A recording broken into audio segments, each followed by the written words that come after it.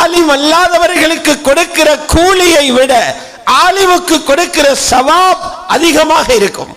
ஆலிம் அல்லாதவருக்கு 1 என்றால் ஆலிமுக்கு 700, ஆலிம் அல்லாதவருக்கு 100 என்றால் ஆலிமுக்கு 7000. எங்கு தேவையோ அங்க கொடுக்கிறான். தேவை இருக்குது ஆகிரால.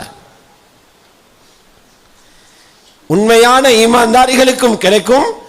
அறிவுள்ள ஆலிம்கள் அல்லாஹ்வை விளங்கிய அல்லாஹ்வுடைய சிந்தனையோடு இருக்குகின்ற ஆலிம்களுக்கும் ரொம்ப கொடுக்கிறார்.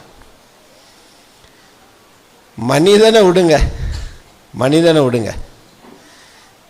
நாங்க உலகத்தில் கொஞ்சம் இழிவாக பார்க்கிற அல்லது எங்களை விட்டு விலக்கி வச்சிருக்கிற ஒரு படைப்பு நாய். ஈரத்தோடு பட்டாலே 7 முறை கழுவணும், 1 முறை மண்ணை போட்டு கழுகணும். நாய்.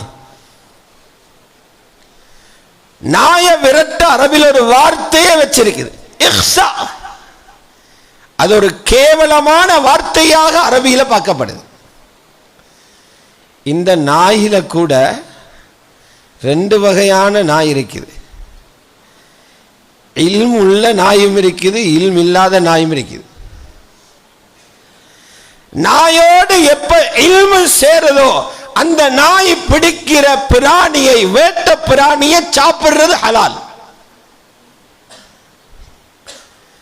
அதுக்குன்னு அந்த வேட்ட கலை இருக்குது, அதை கற்றுக் கொடுக்கணும். அல்லாஹ் குர்ஆன்ல சொல்றான், கற்பிக்கப்பட்ட பயிற்சி அளிக்கப்பட்ட நாய் உங்களுக்குன்னு பிடிச்சு வருகிறதா அதை சாப்பிடலாம்.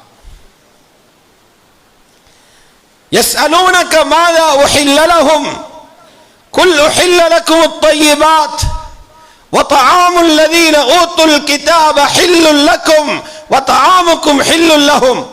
அப்படியே முகல்லிபீன துஅல்லிமூனஹுன்ன மிம்மா அல்லமக்குமுல்லாஹ். அல்லாஹ் உங்களுக்கு என்ன அறிவை, எந்த பயிற்சியை கற்றுத்தந்தானோ அதை சில நாய்களுக்கு நீங்க கற்றுக் கொடுக்கிறீங்க. அந்த நாய் ஒரு மான முயலை பிடிச்சிட்டு வருகிறது உங்களுக்கு, அதை நீங்க சாப்பிடலாம்.